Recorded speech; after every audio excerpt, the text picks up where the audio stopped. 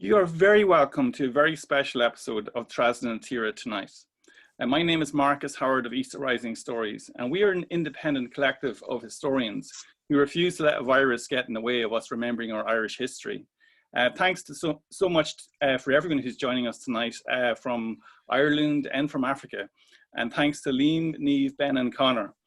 Just to let you know about upcoming talks, we have Wild Animals of Ancient Ireland by Killian McLaughlin tomorrow. On Sunday, Ireland's National Reptile Zoo, and on Monday, I'm interviewing Liz Gillis about the burning of the barracks. Tonight, we will be looking at MacBride's Brigade and Irishmen in the Boer War. The Irish Transvaal Brigade would come to be known as MacBride's Brigade after their commander, John MacBride. It was operational from September 1899 to September 1900, when the brigade fought in about 20 engagements, with 18 men killed and about 70 wounded from a complement of no more than about 300 men at any one time. When it disbanded, most of the men crossed into Mozambique, which was a colony of neutral Portugal. Colonel John Y.F. Blake, a former US Army officer, was the brigade's commander.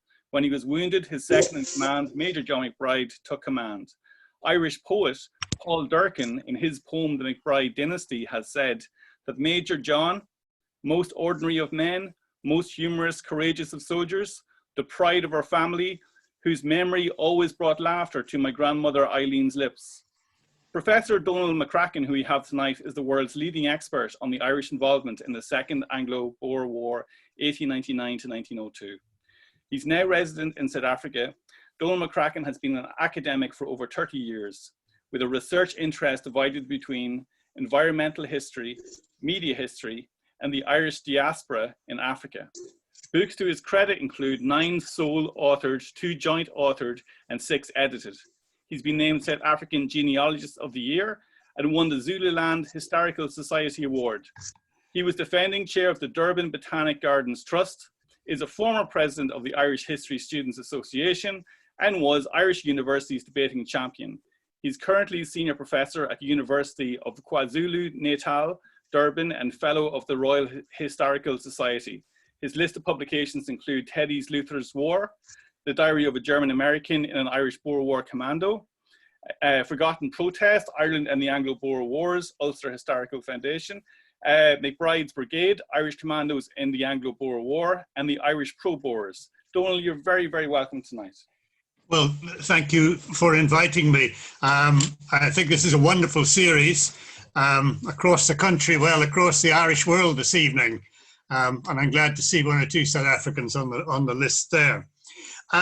The story begins, the Irish in South Africa were never great in numbers, but what they made up for in lack of numbers, they compensated in what they actually did. And they tended to focus in on individual professions and trades, which gave them nearly an impression of them being more influential and more numerous than they actually were. By the time this war ends, we reckon that there would have been in the region of about 60,000 ethnic Irish living in Southern Africa, which of course is a small number. It's a minority of the English-speaking population, it's a minority of the white population, it's a minority of the whole population. So tiny little majority, and yet their impact in certain areas was very significant. We know about them and their missionary endeavor, but they also had an impact in the military endeavor, and it's that which I want to look at this evening with you. Now, in the 1890s, as you know, after the Parnell split, Irish nationalism went into something of a decline. There was great depression amongst the lads about what was going on, and you know, quite a few of them went to America. Or to England. There was just a feeling of not much was happening. Let me just pull up the police report here. In 1897, we find John Mallon, who was the legendary detective, head of the detective force, then assistant commissioner of the Dublin Metropolitan Police, writing the following. he said, this is to the Undersecretary who was in charge of security. The above name, that's John R. Whelan, is a BA from the Royal University of Ireland, is a prominent member of the Irish National Association.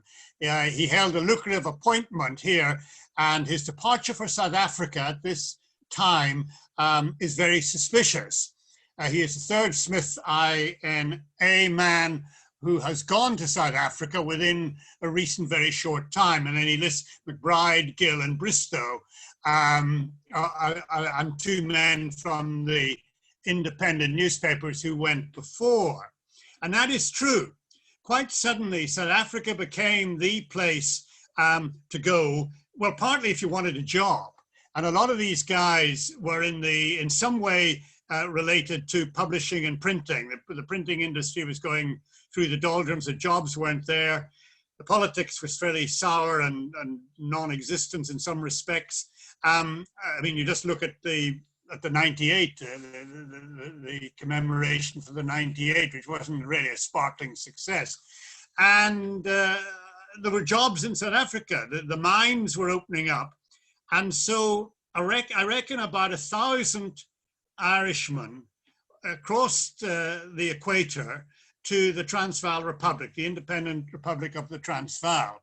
And they mostly were in the mining industry. One or two, the most famous, I suppose, is Arthur Griffith, who runs the newspaper, the Middelburg Courant.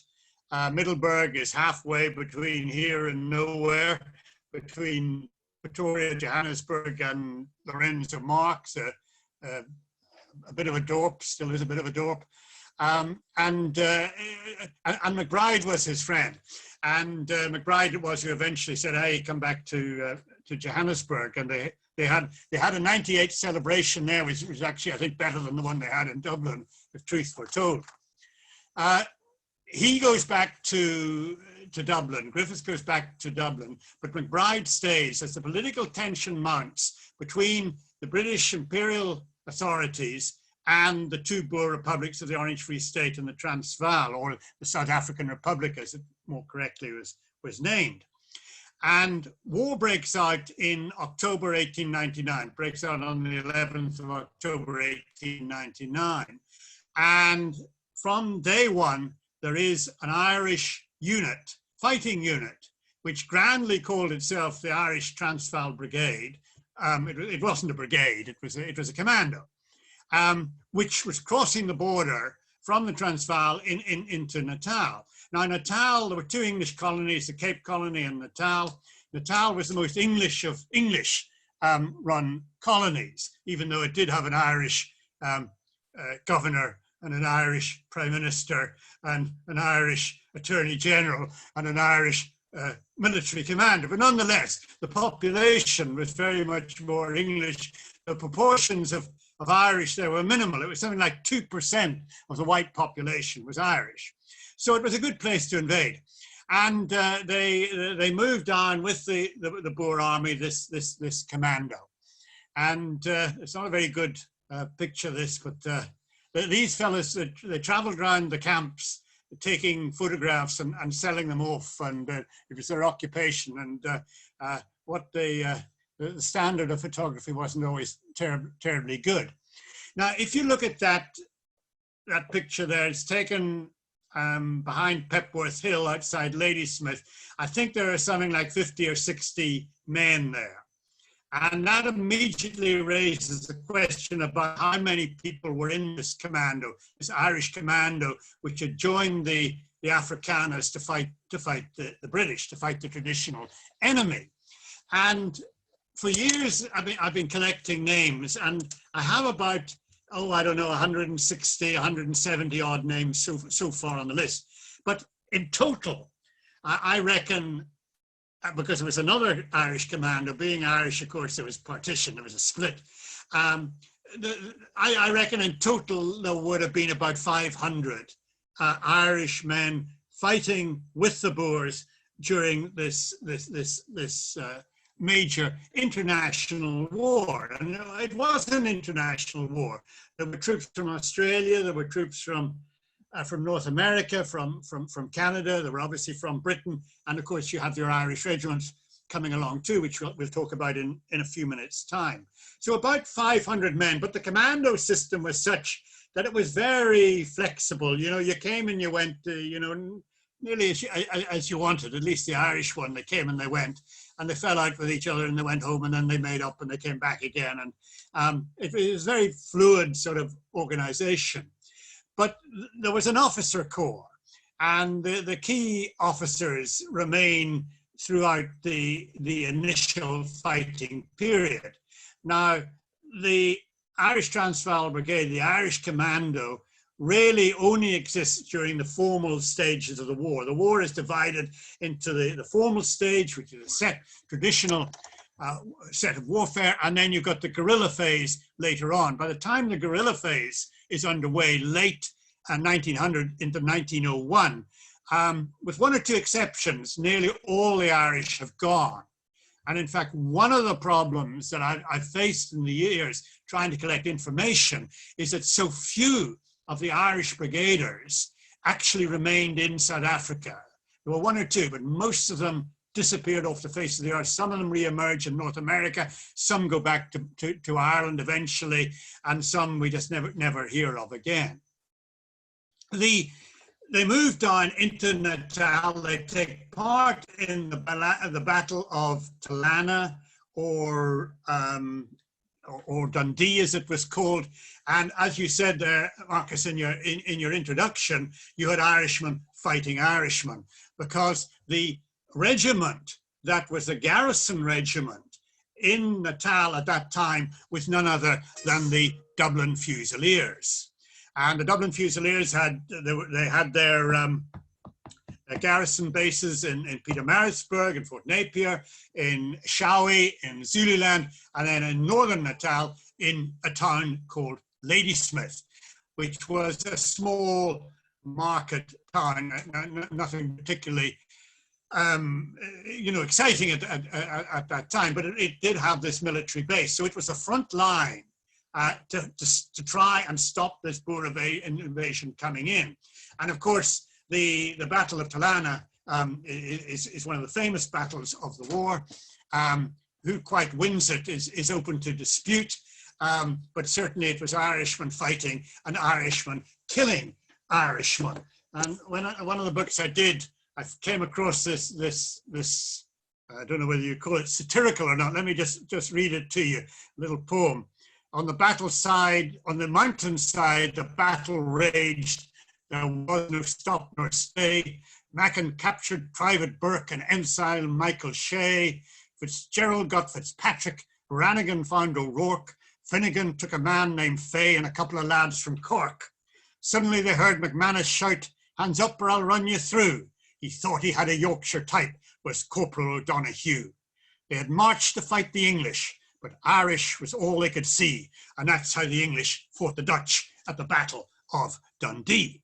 Well, that was all very well and fine, but the British in reality lost, and they retreated 50 miles down the railway track to the town of Dundee, where they hunkered in, and the Boer forces followed them.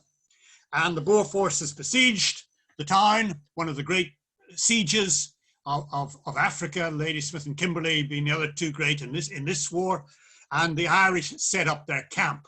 And they set up their camp. If you look at this map here, you can see it's a detail of a broader map. Ladysmith is to the bottom.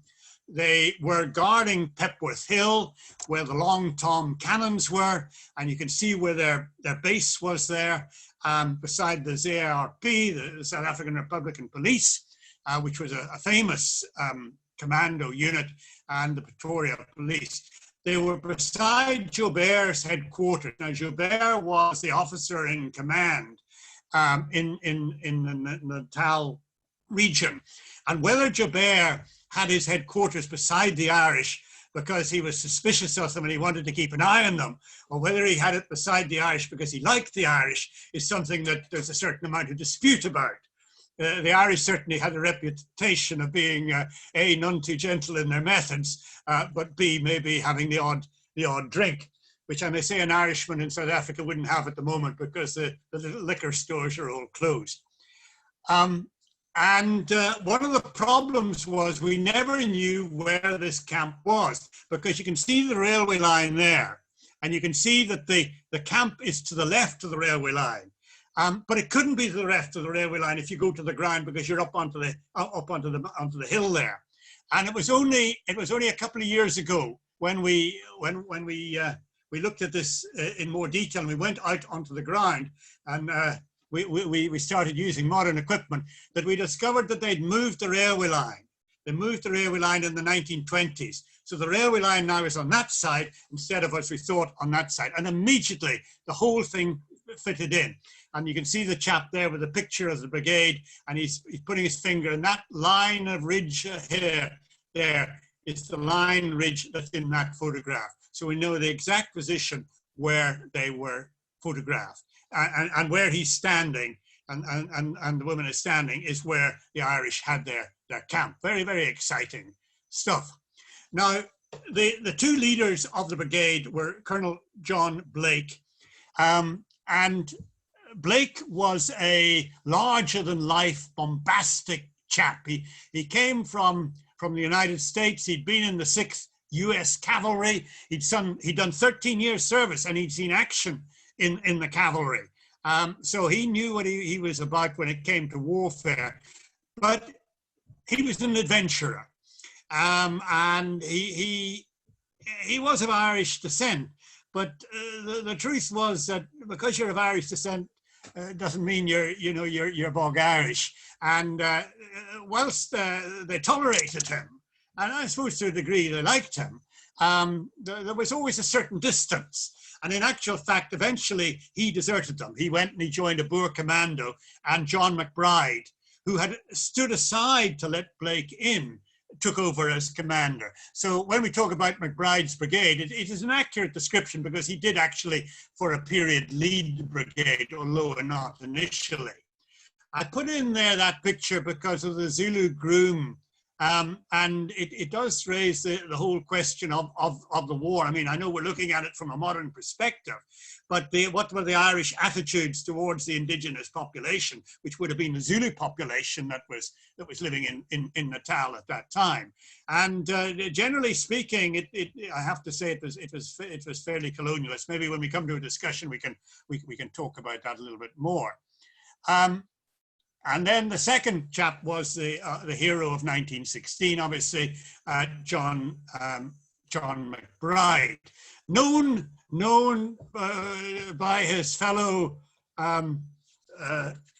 commando members as Foxy Jack, and there's always a lot in the name. Foxy Jack came from Westport. Now, I hope there's no one watching from Westport. I don't want to offend anyone from Westport, but he was a very well, you know what they're like in Mayo. He was a very solid, conservative. I mean, he's a good Catholic. He had mass in the tent every Sunday, outside Ladysmith. John MacBride was what he was. What you saw is what you got. Now, Yeats calls him a vainglorious lout. I don't think he was vainglorious lout. Well, I mean, Yeats, we all know, had his own agenda, as it were, and we'll come on to her in a moment. But there was an honesty about MacBride. There was a truthfulness about MacBride. He was only a wee chap, he wasn't a big tall fella, like some of the other commanders were. And he was a jolly good military commander. He was not a figurehead. He was in there with the action. He was a bit of a daredevil on the battlefield. You see how he behaved at Colenso, which was a jolly dangerous battlefield to be on. And wherever he was, he always maintained a great pride in the commando and what they had done. Years afterwards, when he was with Fred Allen, and he'd been, well, not quite disowned by the IRB, but he wasn't the most popular person there. He still had this great pride in what they'd achieved in South Africa, and in my opinion, rightly so. Now, when Blake deserts the commando, he takes over, and he is in charge of the commando as it retreated across the along the railway line, that great expanse through to the Eastern Transvaal, what is now in Mpumalanga, from Pretoria to Kamartiport, to what was then colonial Mozambique, Portuguese Mozambique. He's an extraordinary fellow. He wrote a series of articles on his adventures in South Africa for the Freeman's Journal in 1909. He said afterwards that they cut the best bits out, which is a great pity. But he wasn't a great man of letters, I don't think. He was an action man, and you shouldn't judge him on anything else. But that we'll come back to him. I say that there was a rival group. Well, there was a rival group. There were two commandos. There was this smaller commando under the Irish Australian Arthur Lynch. And Lynch was, I won't say Lynch was an intellectual, but he was university educated. He was a trained engineer. He was a medical doctor. He was an intellectual. He was part and parcel of that strange clique in Paris that circled like bees around Maud Gonne, and he was part of that circle. And for him suddenly to turn up, actually the Boers paid him to turn up. They gave him 500 francs for his trip to come out here, and he came out under the guise of being a journalist. And when he arrived, he takes out citizenship or burghership of the South African Republic, which was an interesting thing and nearly cost him his life. Because if you join an enemy during a time of war, that person is a traitor. Whereas MacBride and the lads in the first commando, they had become citizens before the outbreak of the war. Therefore, the British could not, or at least could not officially. They settled the score with poor old MacBride in 1916. They could not just put them up against the wall and shoot them, as they did with the Cape Afrikaners, with the Cape Boers, who joined their brothers across the border. There's a shadowy fellow called Solomon Gillingham, who was behind the establishment of the second commando. He ran a bakery in Pretoria, which had a reputation for having the hardest biscuits in Africa. It was said you could break your teeth on them by trying to eat them.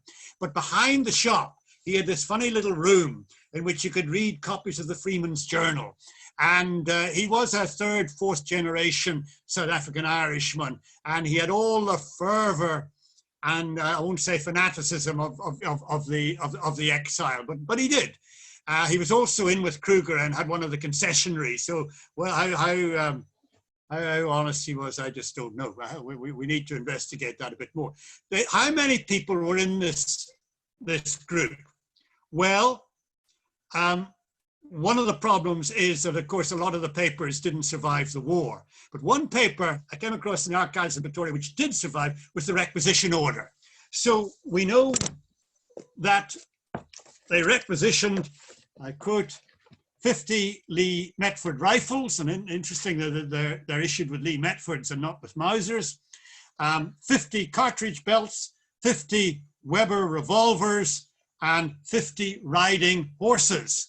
So my great brain has worked out that the commando was 50 strong because of that. In actual fact, it was more than that because there's an Irish-American cohort that come and join it later on. And they were cosmopolitan. There were some Irish there, and there were Irish that left MacBride's outfit because they fell out with MacBride. There was a fellow called Captain Oates, not a bad man, an older man, slightly older than most of them. And there was a Captain Mitchell who left MacBride and joined this outfit. Now, this outfit did very little fighting. They came down to Natal when the British had relieved Ladysmith, and they delayed Lord Dundonald's cavalry advance by setting fire to the grass in Helpmacar Pass. But I mean, that's you know, it's a minor thing. Compared with MacBride's outfit, they don't really, you know, join the circus at all. And yet there was this great hatred between them. I wouldn't, as this is going on the public air, I wouldn't want to tell you some of the things they said about each other. There's Arthur Lynch. Arthur Lynch was, as you can see, quite a tall man. He's slightly older. Blake is 43 years old. Lynch is 38 years old at that time. As you can see, he's got a fine moustache, handsome fellow. And Captain Oates is on the horse. Captain Oates had a son, Tommy Oates, who was killed down at on the Guerrilla battlefront. A wee boy, a teenager, which was very sad. There were two young'uns that were killed. Fahy was another one, which was a great shame. If you go to the National Museum of Ireland in Dublin, one of the things you'll see there is this great flag. Now, if you look at it carefully, yeah, I mean, I remember when I saw it first, I said, "Oh my God, that would never fly. It's a banner. It's not a flag." And it's certainly not this flag that we've got up on the screen. That is the commando in the field. As you can see, they're decent-looking horses. They didn't give them rubbishy horses, and they've got decent saddles, so they're the real thing. And they've got this flag.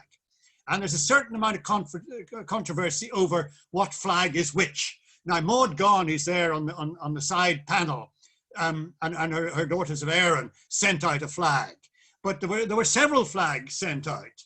And they've tended to get mixed up which flag is which, and I certainly wouldn't want to go into the controversy at the moment. But that is that's a battle flag there. You can use that in the battle, and that's the flag that Dennis Chief Secretary Rates smuggled out and eventually got back to Ireland, so the British didn't get their paws on it. Now, the Irish, their main task down at Ladysmith, they were told, was to guard the Long Tom cannon, and the Long Tom cannon was a French gun, 6-inch, 155 millimeter. It was a very powerful weapon. The Boers had bought 4 of these before the war. They were up in Pretoria around the fort that was never used during the war. And then when the battles took place and the invasion took place, they brought a couple of them down here, and one of them they put up on Pepworth Hill, the other one on a hill over to the east. And they fired, they weren't rapid firing, they fired about 20 shots an hour, we're told. That's about 1 every 3 minutes, but they could do a lot of damage. And of course, the British had the naval guns opposite them. So this gun, which the British nicknamed the Stinker, the other one was the Puffing Billy. The Stinker was replied to by Lady Anne. And in fact, the British did serious damage to this one night. Several of the brigaders were killed when they came over, and they did damage it. Okay, the regiment in garrison when the Boers invaded was the Dublin Fusiliers. But of course, the British, as they always did in these colonial outfits, immediately, whether it be the Ashanti War or the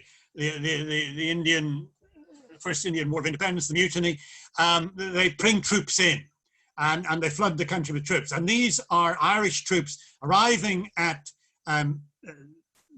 Durban docks. I always say Dublin, so Durban. It's very dreadful when you write in the envelope and you post it and you've sent it to the wrong city, which you said Durban when you meant Dublin. This is them arriving, the Connaught Rangers, and some of the Dublin Fusiliers as well. And there's the Sergeant Major telling them they're all going to be sleeping in feather beds this evening when they get up to Ladysmith.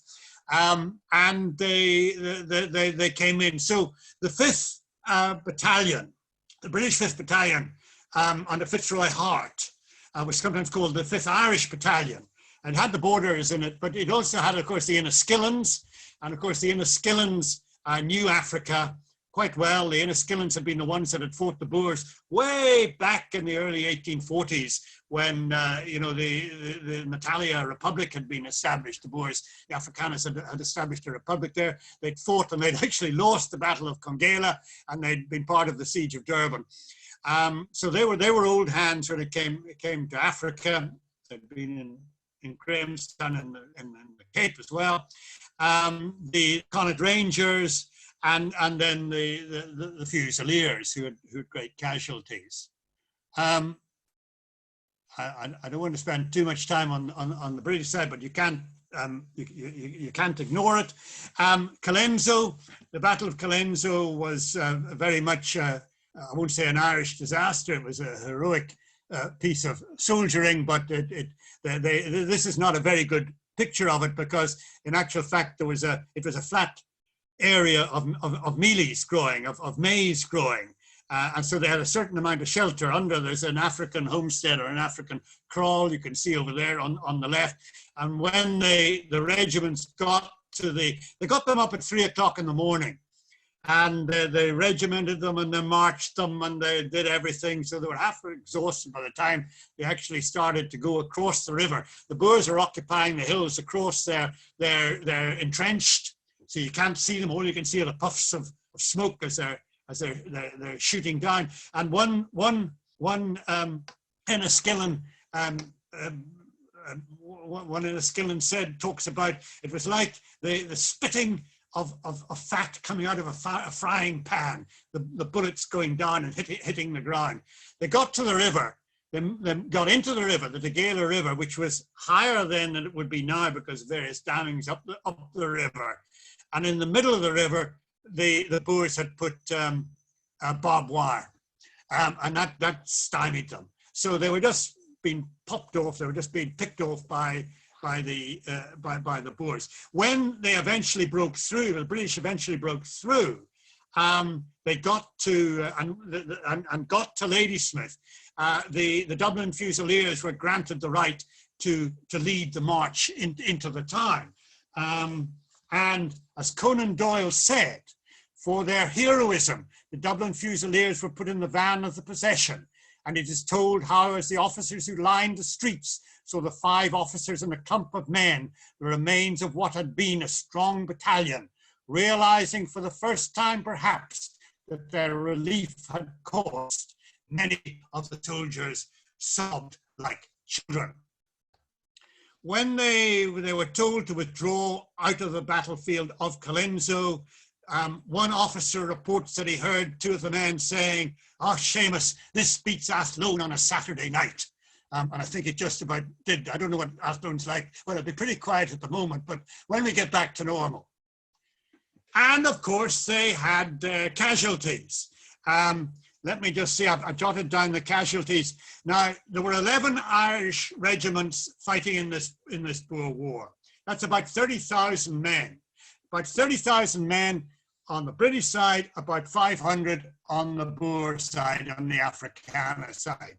And yet, the publicity victory, all the attention was on MacBride and what he was doing, and very little, or relatively little, on the actual contribution of the British soldiers.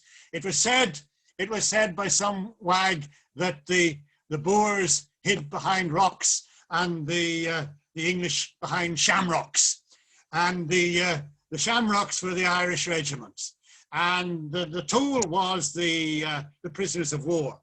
Now, the Irish regiments had about 5,000 casualties in total. And they were made up of about 1,900 men who were captured, who became prisoners of war, including James Craig, later Prime Minister of Northern Ireland, James Craig, Lord Craigavon, Major Nugent, Bill Fograve, who I think is watching in here tonight, is working on, who was in charge of the Ulster Division at the Battle of the Somme. There were some very famous soldiers, or to be famous soldiers, in this great line of prisoners of war that were marching to Pretoria, as the old song used to say. About 1,800 were wounded, and about 1,200 died. About 1,200 Irish soldiers in the British Army died. Now remember, that's not just casualties on the battlefield, that is also those who will have died of disease, of fever, of which unfortunately there were quite a few. So they did suffer. You know, the old song about I met with General White and he's feeling thin enough, and he said the boys in Ladysmith are running short of stuff. Faith, the dishes need no washing, now they're left so nice and clean. Oh, it's anything but pleasant to be starving for the Queen.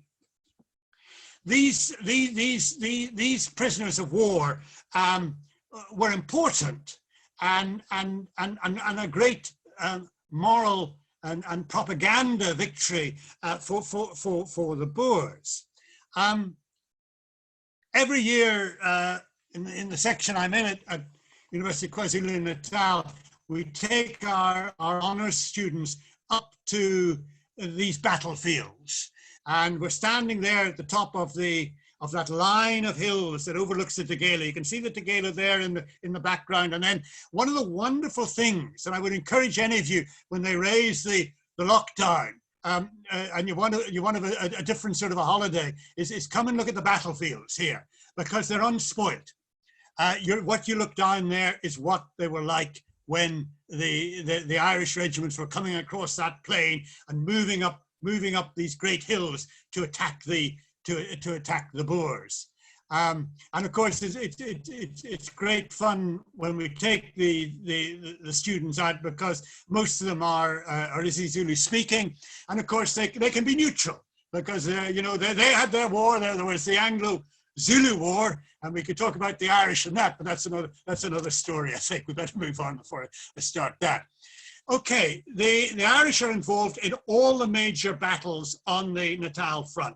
They're in Colenso, they're in Spion-Kop, they're at Valkrans, they're at the Gala Height, they're at Peters Hill, they're in the Skillen Hill. They're every battle, there's Irishmen fighting, there's Irishmen dying. In the final battle, where the British bludgeoned their way through to Ladysmith, what they did was they lined all the artillery up in a big long line under Colonel Parsons. Now, Colonel Parsons of Parsonstown, I don't know if it's still called Parsonstown, but it used to be called Parsonstown. And it should be called Parsonstown. He was a fine man, and he was the colonel in charge of the artillery. And a young reporter called Winston Churchill rushes up to him and says, Colonel, you're making history. And Parsons put his monocle in his eye and turned round and looked at the young whippersnapper and said, go to hell. Anyway, which he didn't do, sadly. They got through to Ladysmith, and that basically was the end of the story. The Boers do a retreat. Buller is incredibly slow as he moves north, but the game's over. And MacBride takes his unit and he goes to the other battlefront, because the British had a battlefront in Natal. They had another battlefront going up into the Cape. You know, there's another set of battles there. Some Irish regiments involved. There are not as many as in the Natal, and he's in the front line. And I put this map up here because it's a fascinating little map. You can see there's a line down the left-hand side which says General Line of British Division at 11:30 a.m. So that's the front line of Lord Roberts. This is advanced. Lord Roberts, of course, was Anglo-Irish, as indeed was Kitchener, although I don't think they ever talk about that very much these days. As was General French, as was General Kelly. I mean, they were packed solid with Irish. Anyway, you notice the front line there. You see who's opposed them. The Heidelberg Commando. The Heidelberg Commando, one of the elite commandos. But what's next door to the Heidelberg Commando? The Irish Brigade. And the Irish Brigade were in the front line. They loved being in the front line. And there's this lovely stereoscope, or whatever they call it. Stereoscope picture of the brigade, of MacBride's brigade, in the front line in the Free State, in the Orange Free State.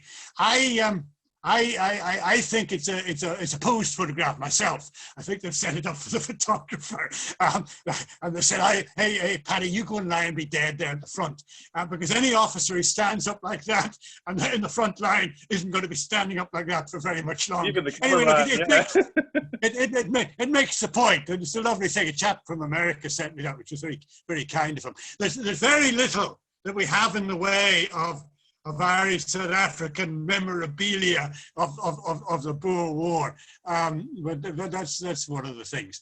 The American Irish join them from Chicago, from New York. They arrive in May 1900. They're too late for Natal. They join them in the Free State, and there's a little X behind them. You can see Major Blake, or Colonel Blake, with the American lads. They came in as an ambulance, so-called ambulance crew, as one reporter mentioned. It was the first ambulance crew he'd ever seen carrying Mausers, and they took part in the fighting. And I think were fairly good. I think they certainly weren't slouches.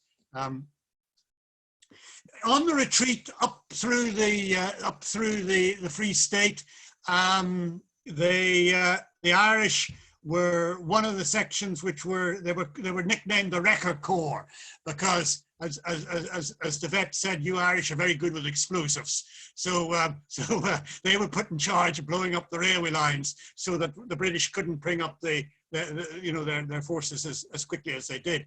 And these were stone pillars and metal lines. So they were when they came down, they came down, and it was quite a bang they came down with. At that time, May 1900, Michael Davitt, the famous Michael Davitt, who's from the West, I mustn't be too anti-Mayo, came and visited as a war correspondent to write this book. Some people say it's a pot boiler. It's a jolly good reference book. This is the third edition with a very elaborate front to it. I have a first edition, and I've got a third edition. I've never found, in 40 years of looking, I've never found a second edition. So if there's anyone out there who's got a second edition and you want to donate it to the McCracken Library, it'll be very welcome. He fell in love with the Boers. He, in a sense, was becoming an internationalist by this stage. And, well, he was interested in Ireland. I mean, I'm not saying he wasn't, but he had other interests as well. Remember, he dies in 1905, 1906, and he has Russian interest too. He goes to Palestine as well. But this is part and parcel of that, looking at the wider implication of imperialism and what you have that is the story of Michael Davitt. I mean, I mustn't spend too much time on Michael Davitt. The Irish were the last Boer forces to leave Johannesburg. As the British Army were coming up Eloff Street, the Irish regiment were retreating at the end of Eloff Street, going out through Orange Grove there at the north of Johannesburg. The Boers actually vacated Johannesburg, and they told the troops to get out. The Irish didn't get out. They were damned if they were going to let the English just take the city. And of course, taking the city meant taking the mines. In fact, the Irish wanted to blow up the mines, and the Boer leadership said, no, don't start that game. But they had the last shot in Johannesburg. Some of them disappeared because some of them lived in Fordsburg, which was the old white working class mining area. But the remnant with MacBride hitched a ride on the train. This is a photograph, believe it or not. It had to be tarted up because it was so bad. Sitting on the top of a train, going across the high veld as far as Middelburg, Machadesdorp, that sort of area. And then that as long as they became foot sloggers after that. Most of the horses were dead or gone. Incidentally, John MacBride's horse was called Fenian Boy. And there's a nice picture of him in David's book because he went missing. And David says, missing, hopefully one day will be returned. And we're all hoping that one day Fenian Boy will be returned to the Irish in South Africa. So there they are. There are stories about them. Some people say that it was the Irish Brigade that got hold of Kruger's millions, all the gold that Kruger was smuggling out of the country, allegedly. If that's so, they were very frugal in spending it in later life, because none of them really did very well in later life. We know about what was going on in the commandos through very few sources. There are published books which are obviously written and published for the general readership and for the cause. This is one which wasn't. I edited it a couple of years ago. Teddy Luther's diary, I called it. It's a very rare piece of Africana, and it was a diary, a 2-volume diary that was found in the saddlebag of an Irish brigader, an Irish American brigader in MacBride's brigade, who came out, joined the regiment, not with the other Americans, he came out by himself, and who was killed literally within a day's march of the frontier, of the border. It's a very sad story. He was 20 years old, just a lad. I mean, what was a German American doing in an Irish regiment, fighting with the Boers against the British? You know, it was crazy. And he killed him. But British military intelligence, and I know it's a contradiction in terms, military intelligence, but it actually was a very active force during the South African War. It was headed by a man named Arder, General Arder, who came from Waterford. And they did the job well. They made him the scapegoat for the early defeats. But nonetheless, they did, with what they had, they did a very good job. They got the hold of this diary, and within 6 weeks, they had run off 50 copies of it to hand out to journalists. Because in that diary, it's a day-to-day account of what was going on in the brigade, of the ups and the downs, the drinking, because there was a certain amount of liquor taken, the fighting within themselves, amongst themselves, and what they were up to. It's a fascinating thing. And if you read nothing else about the Irish in South Africa, read Teddy Luther's War. Okay, they get to the frontier, they get to Komati Port. MacBride leads the men over across the bridge into neutral territory. It was like going into Switzerland during the Second World War, into neutral territory. What was the casualties of the brigade? I jotted them down here. Now, these figures vary because, you know, sources vary, and there's more names appearing. Every year I get a couple more names, but approximately 31 of them, of the brigaders, I have the names of those who were killed. 31. About 22 were wounded, and about 76 became prisoners of war. And I put this graph, I made this little graph because I put it where they were sent to, because the British got them out of the country. They didn't want them in the country. You know the dreadful thing about the concentration camps for the women and the children, and the African population that worked on the farms. And then disease gets in there and decimates all 3 populations. They wanted the men out of the country, so they sent them to these places. Most of them went to Ceylon. Most of the Irish went to Ceylon, where they were known as great troublemakers. In fact, the prisoner of war camp was in the middle of Ceylon, and they were moved to a new camp that was established for bitter enders, for diehards at Ragama, R-A-G-A-M-A, Ragama. And that's a picture of the Ragama POWs. And they caused so much trouble, and they were looked down upon so much that they were called the scum of the scum. So what they did was the POWs awarded themselves these medals, scum of the scum medals. And I put one at the top there. So I'm very proud to announce this evening that there were Irishmen who received scum of the scum medals. And I tell you, those things are valuable. Donal McCracken, on what he earns, couldn't afford to buy one of those things. We've only have 5 minutes left. Very, very quickly, just rush through. Back home in Ireland, Irish pro-Boer fever erupts. The Transvaal 5, the Vauclair clear, is seen flying in Dublin. Dublin is splattered with Boer War posters. John Mallon of Sleepless Nights and the police of Sleepless Nights. There's a no-go area for troops in Dublin for a short while, at least during the hours of darkness. There are pro-Boer ballads that are written. I would sing you one of those if we had time. There was a sort of counter pro-loyalist ballads that were written as well. Bravo Dublin Fusiliers or Ireland's Reply. So you can sing whatever you want, depending how drunk you are. Easons, the news agents, the news agents print these postcards of heroic scenes, including Private Barry disabling a gun and being killed in the process.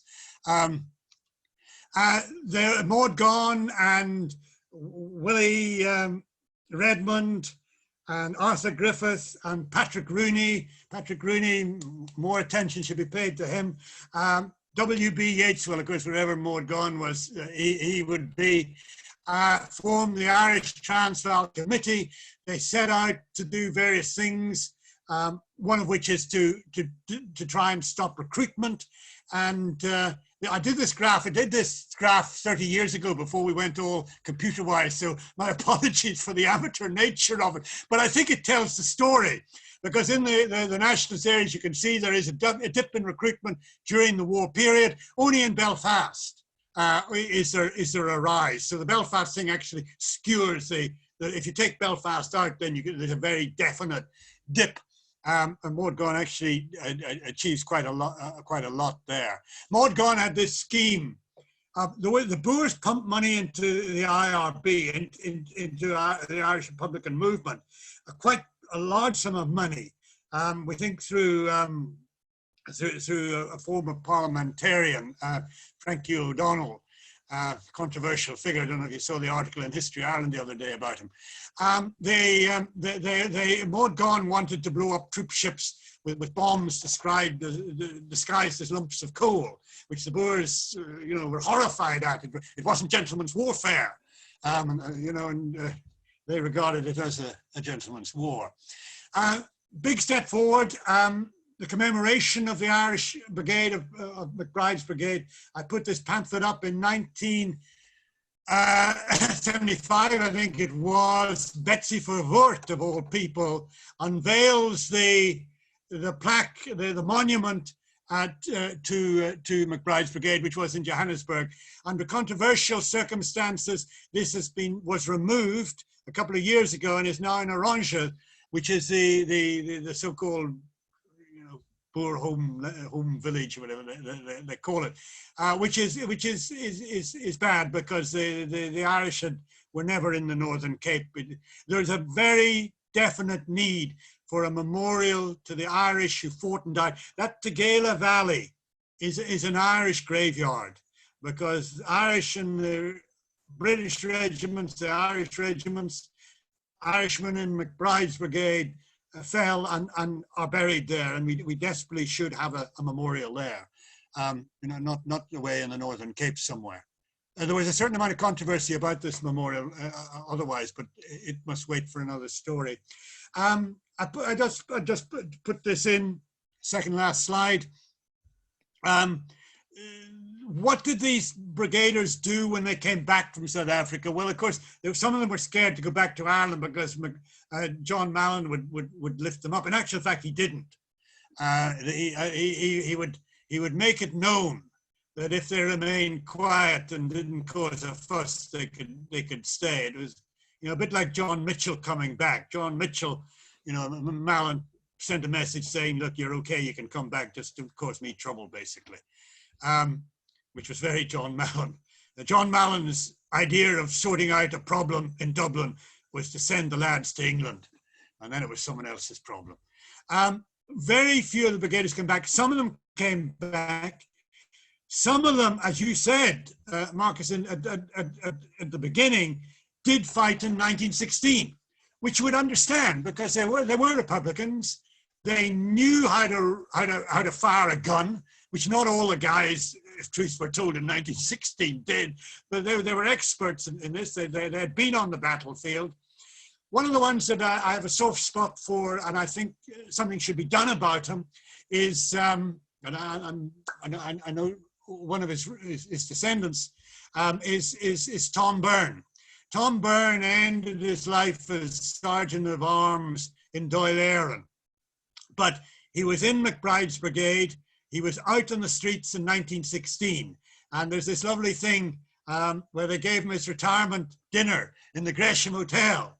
Well, where better for an IRA commander to have his retirement dinner than the Gresham Hotel in 1946. And you'll see the flag of the Republic there at the top, and then you'll see the flag of the Boer Republic there at the bottom. And it says the last surviving officer, the Irish Brigade, Boer War 1899 to 1902. He was also in the what he calls the old IRA as well in 1916. There are some memorials. There's Tom Byrne's gravestone, which is in Ireland. But Fahy's memorial in Armagh. The country, there's a splattering of these British Regiment Boer War memorials. The one in the middle there, in the top of Stephen's Green, was referred to, I don't think it's referred to anymore, as the Traitor's Gate, but it's a wonderful memorial. If you look in it, you can see the names of the men who died engraved. You can see Talana, you can see Dundee, you can see the names of the Colenso, you can see the names of the battles.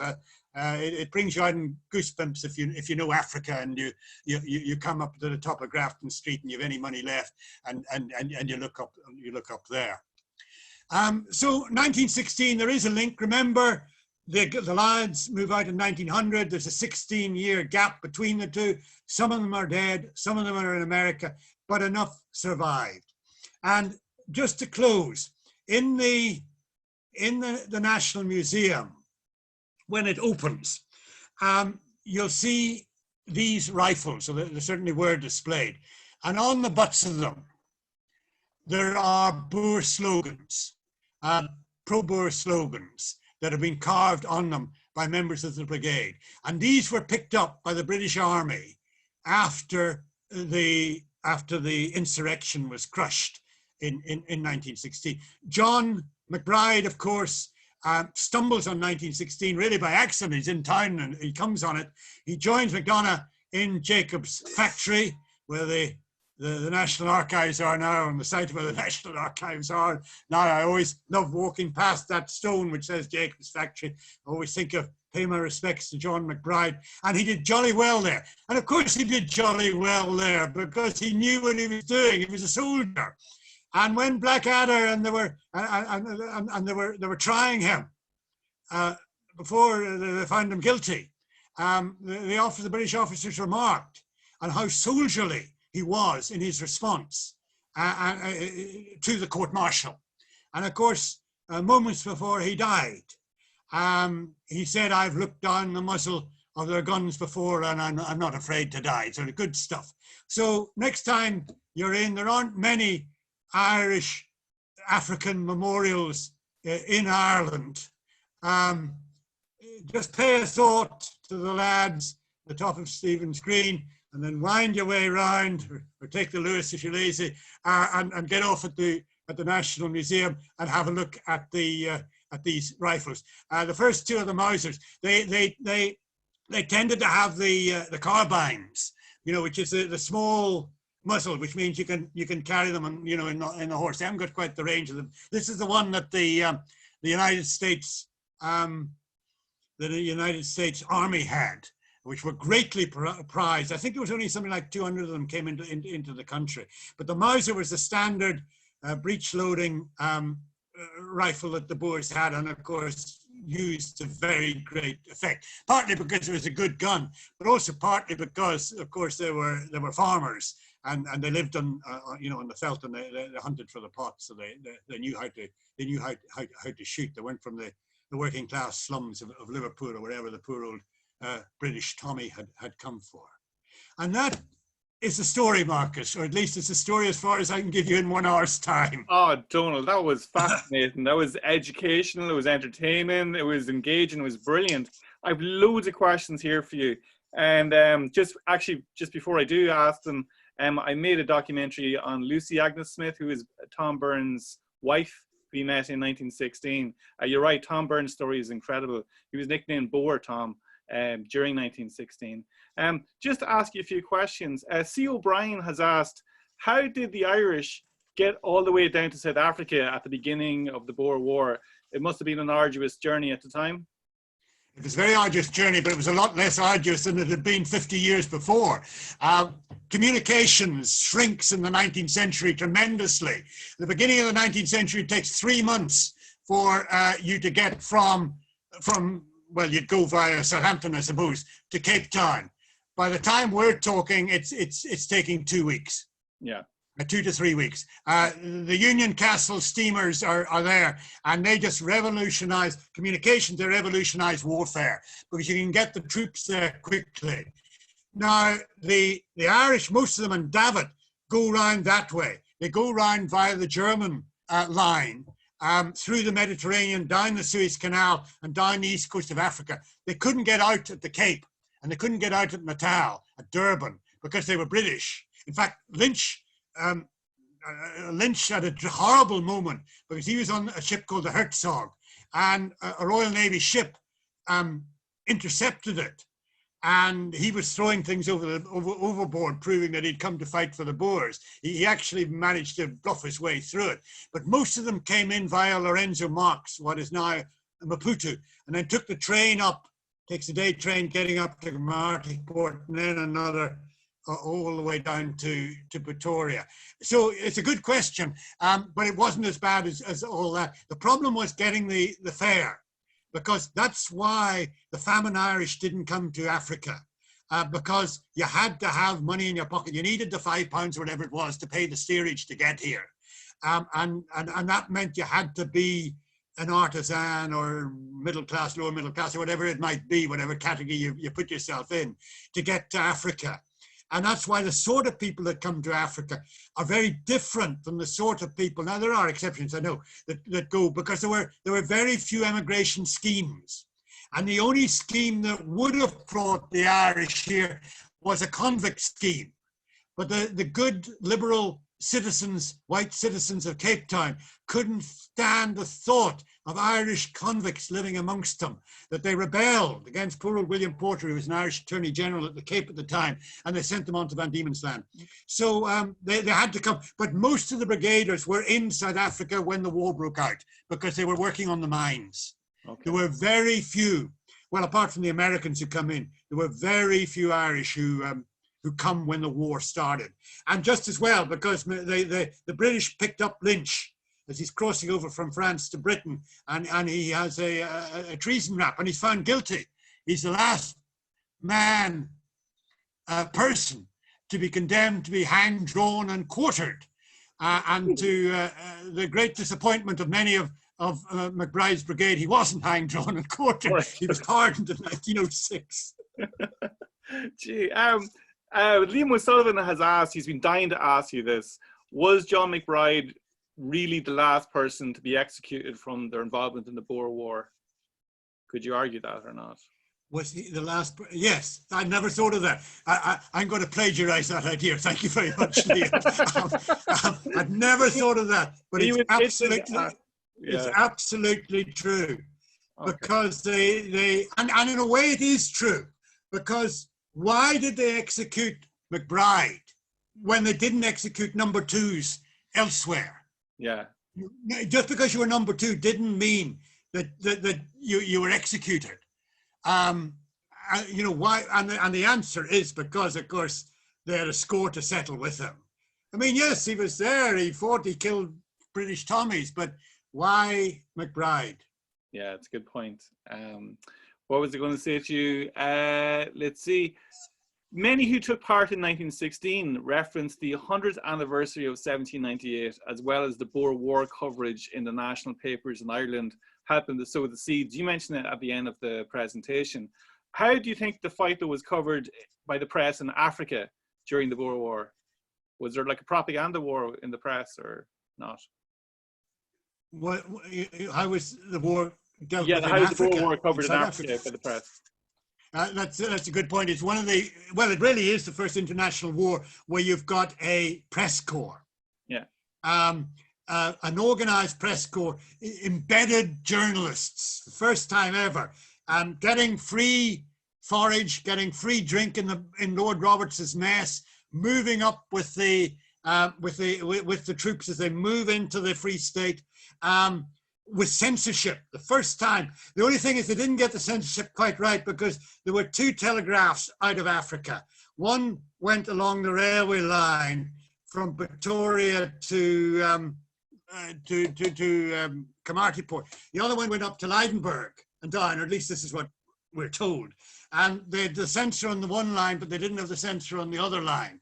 So the journalists soon found out they sent it via Lydenburg rather than straight down via the main one. But nonetheless, it's a training session for the First World War when it comes to dealing with journalists and kettling journalists and harboring journalists.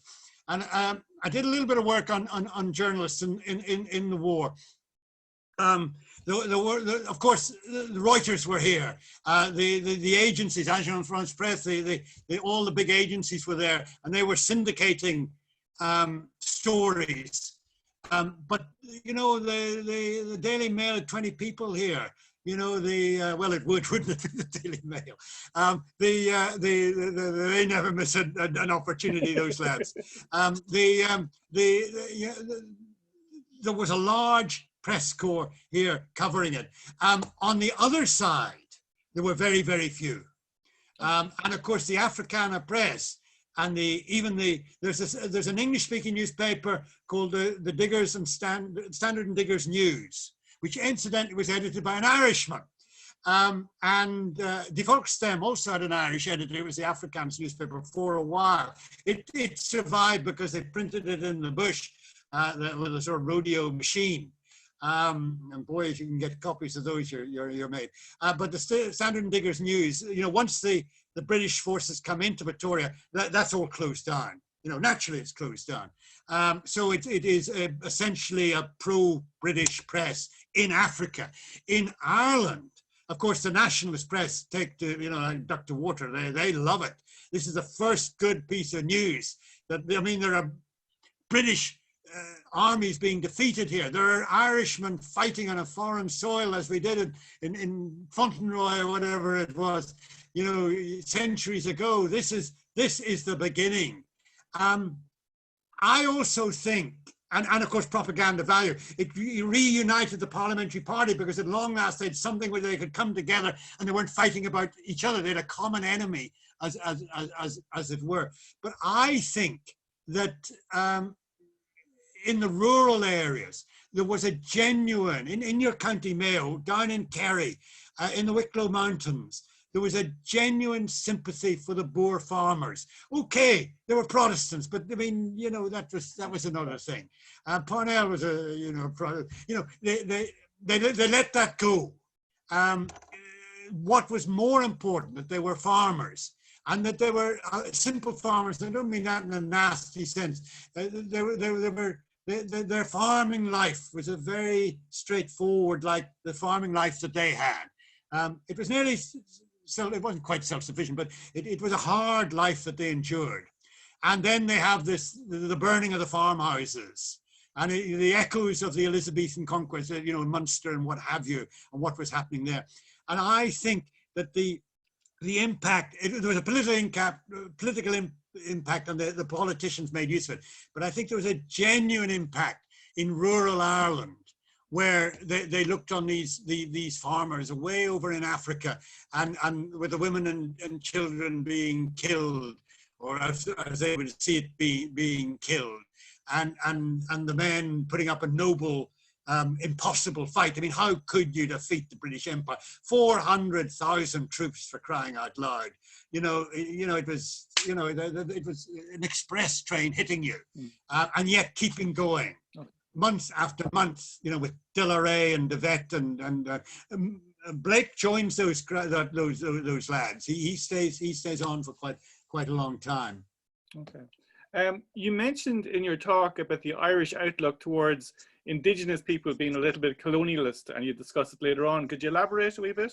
Yeah, this is something that I think, you know, Ireland is in a strange position because it has a colonial, semi-colonial, let's not get into that debate, past of its own, at least up to Grattan's Parliament. We can argue after that. But you know, the identification with the indigenous population you have through the missionary endeavor. But the missionaries, and the more I look at it, the more convinced I am that the missionaries cannot be included as a settlement. They are something different. Okay, they might have been and they might have serviced the Irish Catholic community. I'm not saying they didn't, but they were an entity in their own right. And of course, Africa retained some of their bones. Many of them went back afterwards.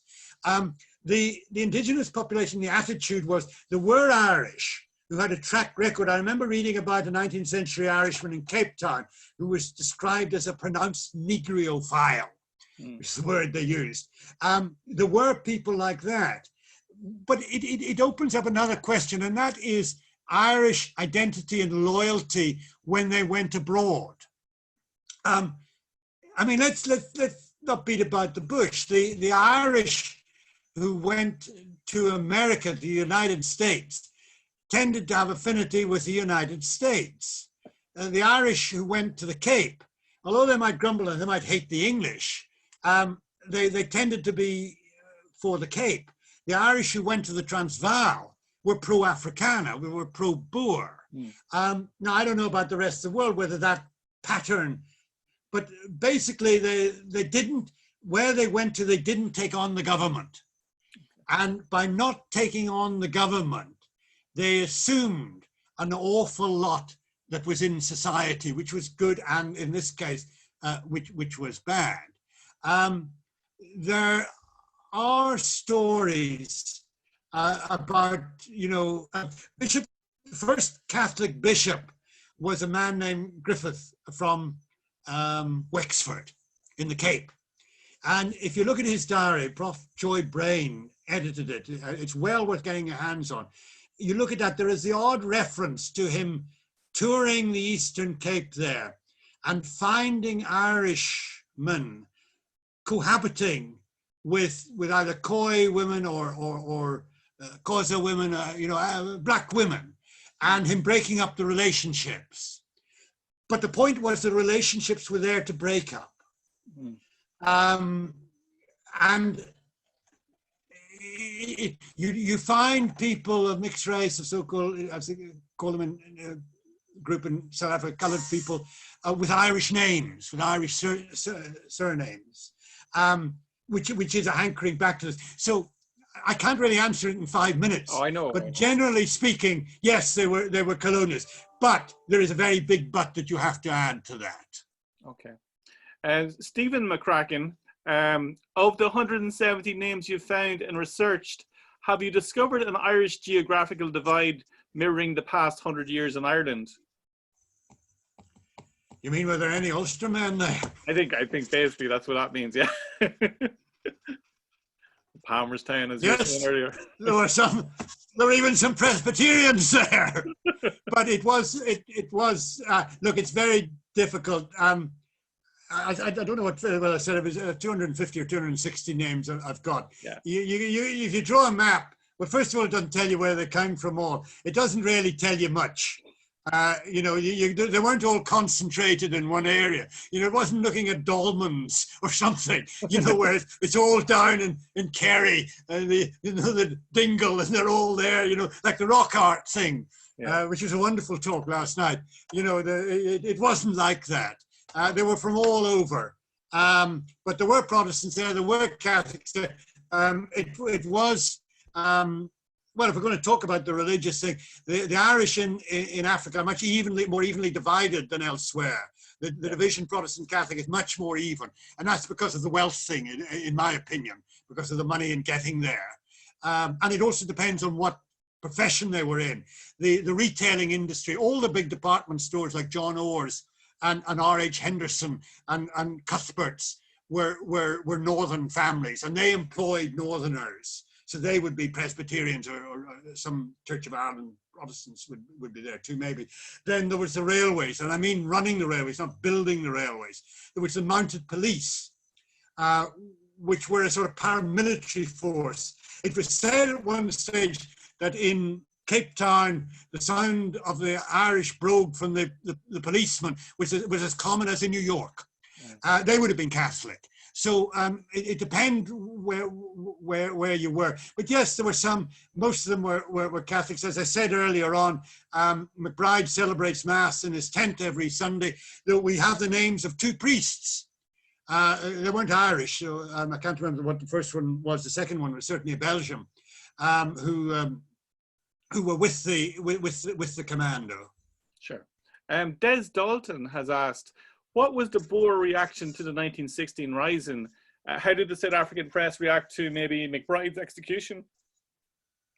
I don't know, because I'm a good Boer War historian. My knowledge really stops on the 31st of May, 1902. I'm the same, I got my period, yeah. You know how some people have got the First World War, some people are 1925, I'm the 31st. But I'll try to answer. How did they react?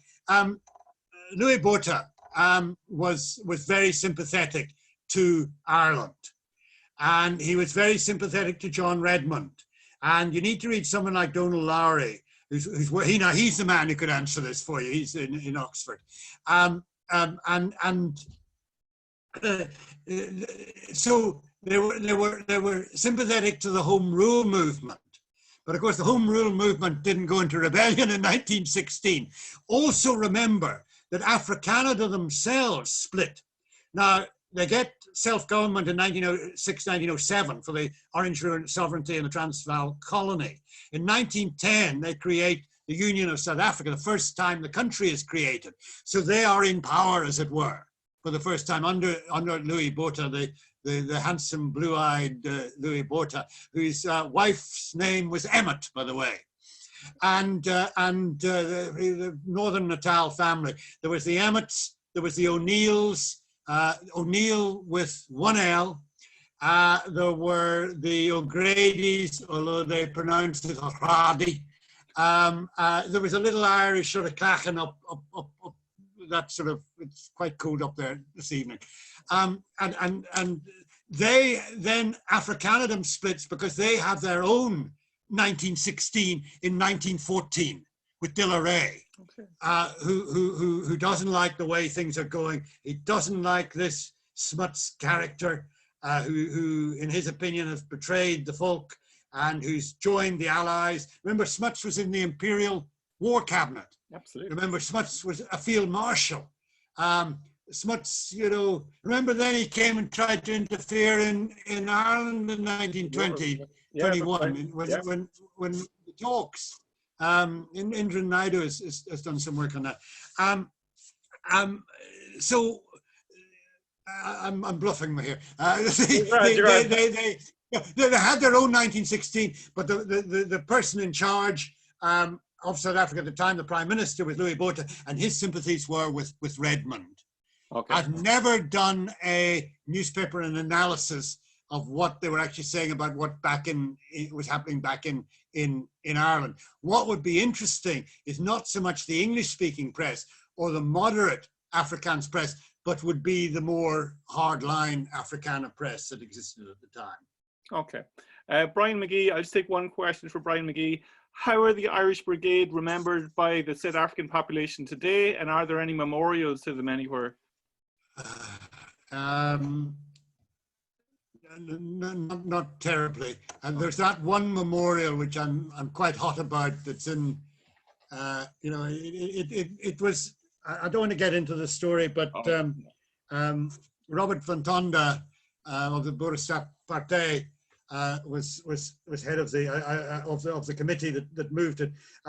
It shouldn't have been moved. It should have stayed either being brought down to the Guerrilla Valley or kept in Johannesburg. There's no other memorial. There's nothing.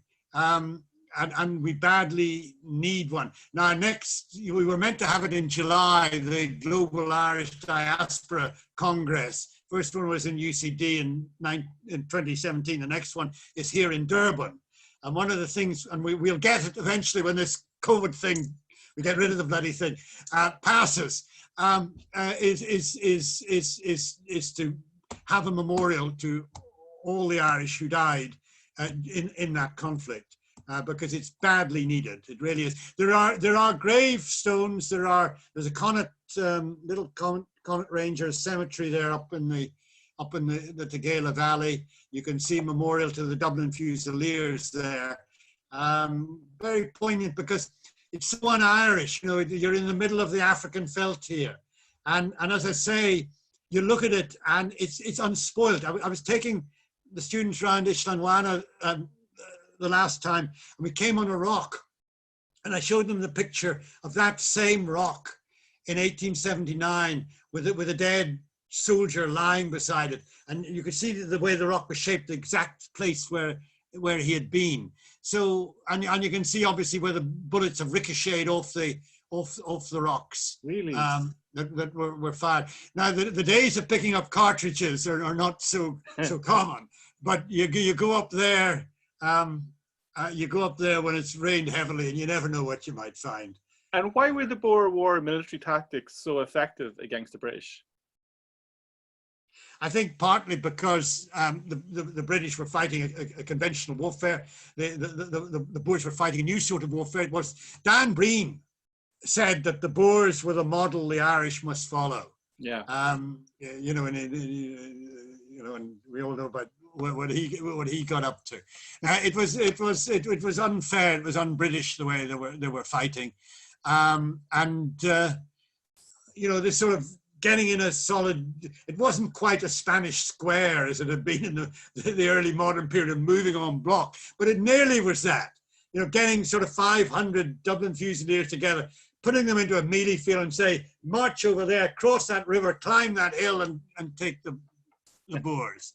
You know, it was no wonder that they got into trouble. And remember, they got into trouble here, but they also got into trouble advancing and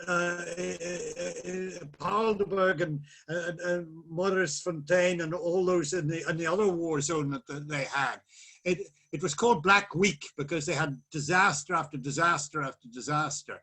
And Ardor, the head of British military intelligence, had warned the British authorities. He'd warned General Wolseley that the Boers were bringing in all these people, and they made him the scapegoat. They said, "Oh, we didn't know the Boers were so well armed. We didn't know that they had all this modern rifles, that they modern cannon that they had." And he was very badly treated. He wasn't dismissed, but he was sidelined. I've often wondered whether there wasn't an element of, that he was an Irishman, but I don't know. He was a gentle, quiet soul, but a very intelligent and astute man was Ardor. He's someone that we need to do more work on. Okay, 4 or 5 more questions, if okay. You got very positive comments here. Stephen McCracken, after the Battle of Lindley, why did the Boers not make or have proper provision for prisoners? How did they feel, like how did they let them go a few weeks later? Yeah, you see, there were 3 great tranches of Irishmen that were rounded up, and one of them was at Lindley, and that was the 13th Imperial Yeomanry. Luke Beavers is a guy you need to talk to about that. They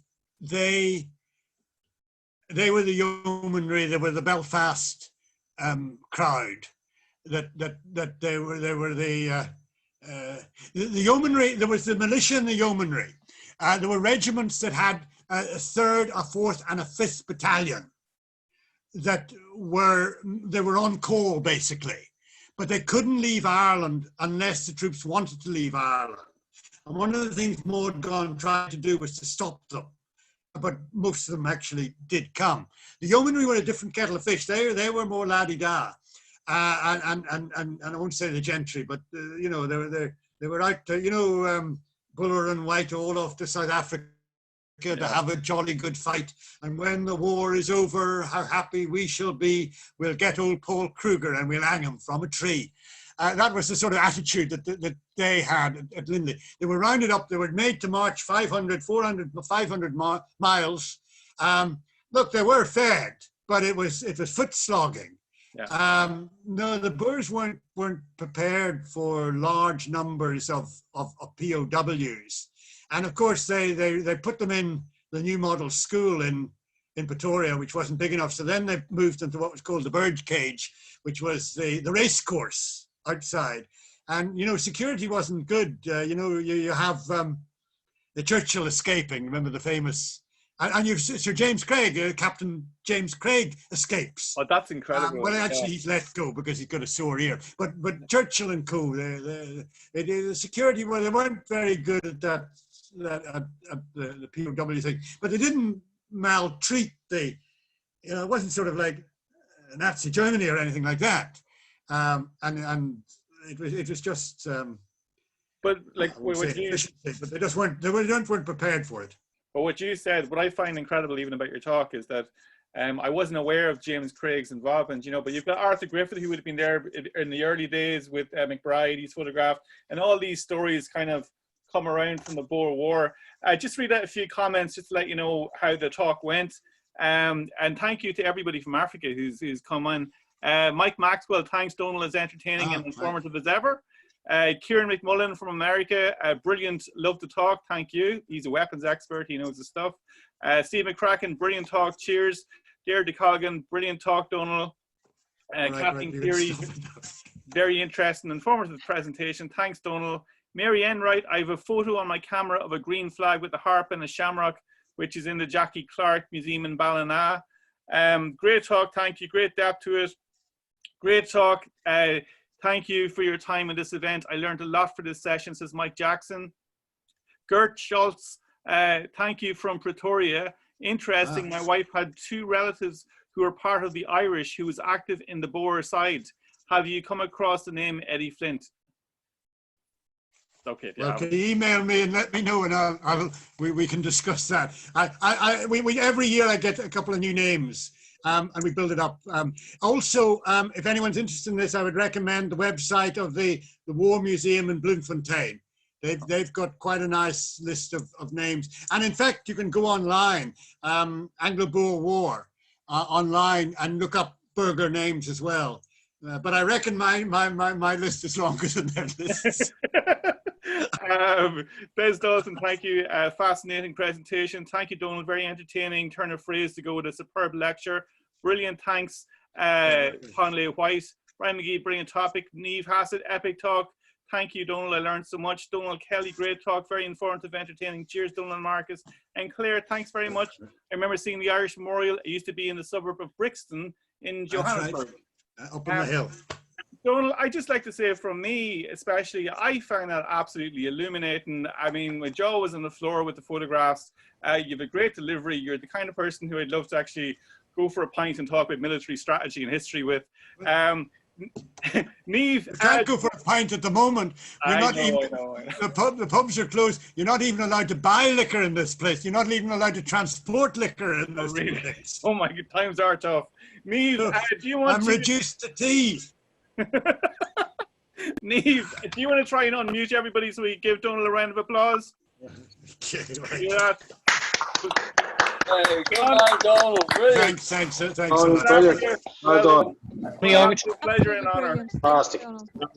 Bye, folks. On my lovely clean dressing gown. Thank you so much. Well, I'm Wayne. Thanks very much, Donal. A pleasure and honor. Pleasure. We'll be in touch.